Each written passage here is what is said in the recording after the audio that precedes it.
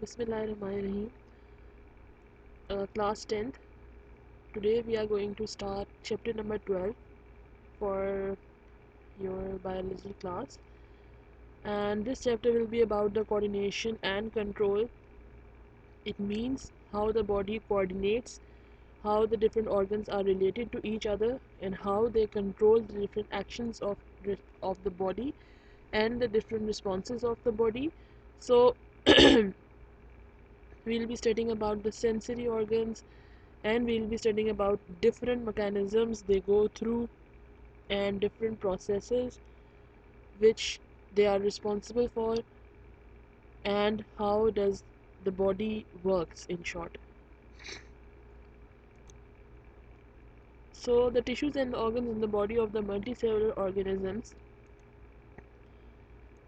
do not work independently of each other. They work together, performing their many tasks. As I've already told you, that they perform together. This means these activities are coordinated. So that is why coordination is a very important phenomena for the body, as it also enables the organism to respond happenings in the world around it.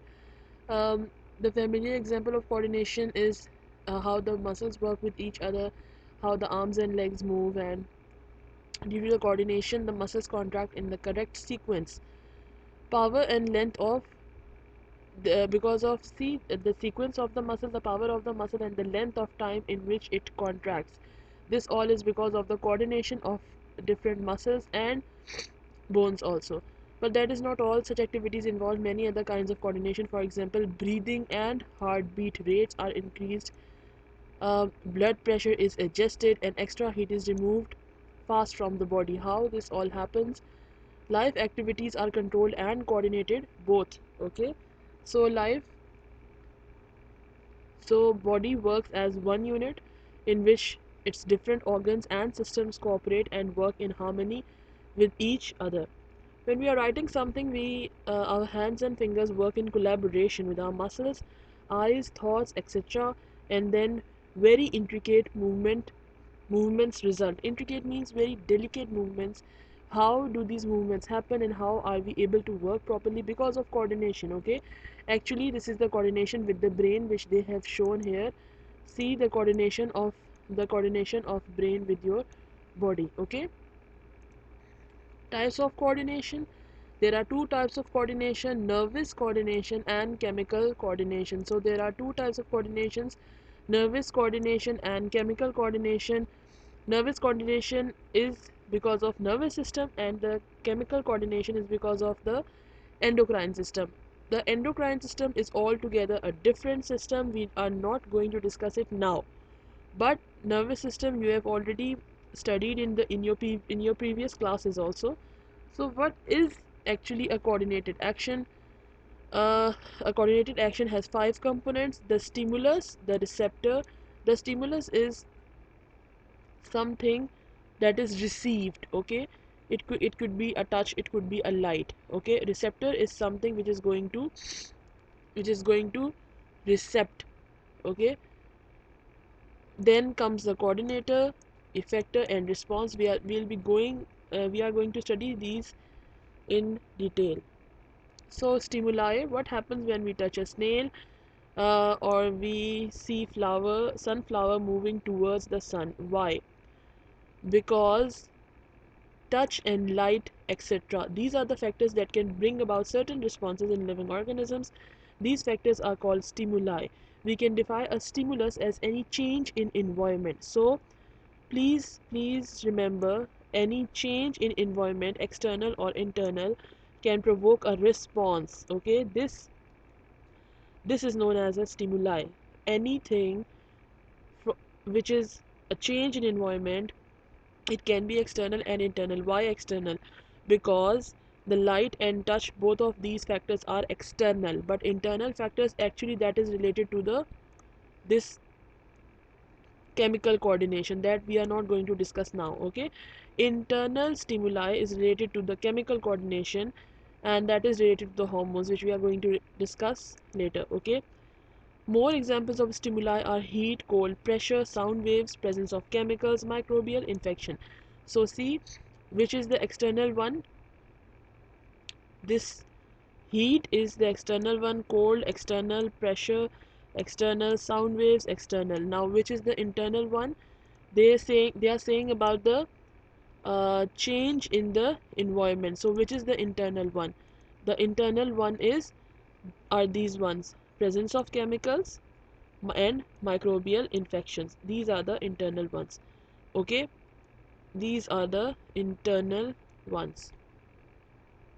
Now we can't say that coordination only takes place in a multicellular organism. It can also take place in a unicellular organism, for example paramecium, and for example amoeba. Okay, why? Because they also react to a stimuli. For example, they can react to external stimuli such as light. If we are going to expose them to light, they are going to change their movements, and this is because of the coordination. Okay, the response to stimuli is brought about through chemicals, and uh, they can respond chemically. Their response is chemical, but stimuli can be external. For example, light. यानी हम लोग बाहर से जो कोई भी stimulus दे रहे हैं, stimulus is the singular, stimuli is the plural, जो भी हम लोग बाहर से स्टिमुलस दे रहे हैं, that is actually light, that can be light. वो तो change in environment है, and what is happening in response is actually through chemicals. यानी जो हमारे organism के अंदर जो response आ रहा है वो chemicals की वजह से आ रहा है. Okay, so receptors, stimuli are detected by special organisms. Stimuli are always detected by organisms which are special. They can be organs, they can be tissues, and they can be cells of the body. For example, sound waves are detected by ears, light by eyes, chemicals in the air are detected by nose, and so on. So, what are the receptors in this case? Now this is the definition which is important. The organs, tissues, or cells which are specifically built to detect particular type of stimuli are called receptors. Any kind of cells, any kind of tissues, and any kind of organs which are built to detect a specific type of stimuli, we call them as receptors, and they are known as receptors. Yani agar, for example, if we are taking the example of sound, the sound is a stimuli and the receptor is ear. Now, coordinator. What is a coordinator? These are the organs that receive information from receptors and send messages to particular organs or for proper action. In nervous coordination, brain and spinal cord are the coordinators. Now see, brain and spinal cord. These are the coordinators. Brain and spinal cord are the coordinators. They receive information. They send messages through neurons in the form of nerve impulses. On the other hand, in chemical coordination, now till here they were talking about the nervous coordination. So the coordinators which are related to the nervous system are brain and spinal cord, and on the other hand, in chemical coordination, various endocrine glands play the role of. Okay, what happens is that they receive information. Cone, brain, and spinal cord, they receive the information and they send messages through neurons in the form of nerve impulses. And in case of chemical coordination, what happens is that they receive information in the form of various chemicals and send messages by secreting particular hormones in blood. What happens is, कौन है हमारे पास? Endocrine glands. These endocrine glands, in case of chemical coordination, ये endocrine glands जो होते हैं, they play the role of coordinators. Why? Because they receive information in the form of various chemicals. उनको कुछ information जब receive होती है, and uh, that information is very important. Why? Because they send messages by secreting, वो उनको कुछ chemicals receive होते हैं. फिर what do? They are coordinators. They secrete particular hormones in blood. And what does the brain do? You already know. Brain receives the signals and then it sends messages. How? With the help of the neurons. In which form? In the form of nerve impulses. Okay. Now effectors. These are the parts of body which receives messages in the form from coordinators and produce particular responses.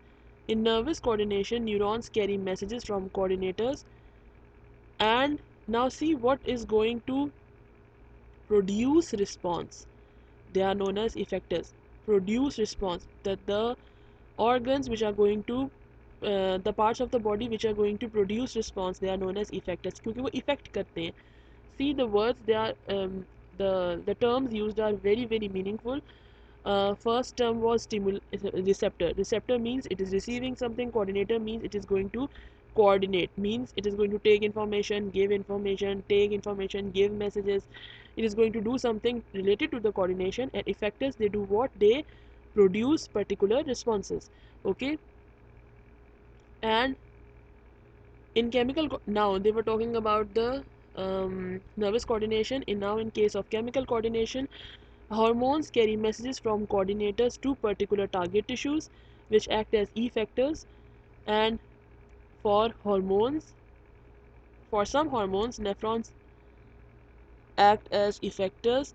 Similarly, bones and liver act as effectors for many hormones. इसमें होता क्या है, हमारे पास particular target tissues होते हैं जो कि effector की तरह एक्ट करते हैं. यानी टारगेट जो हमारे पास टिश्यू होता है, वहाँ वो कुछ रिस्पॉन्स प्रोड्यूस करता है. कौन सा टारगेट टिश्यू होगा जो रिस्पॉन्स प्रोड्यूस करेगा? In some cases the target tissue which is going to produce response and it acts as an effector. It is going to produce response and it acts as an effector. What? Some kind of target tissues, understand? And they can be bones, they can be livers, they can be nephrons, and they now they are effectors. They are going to produce response.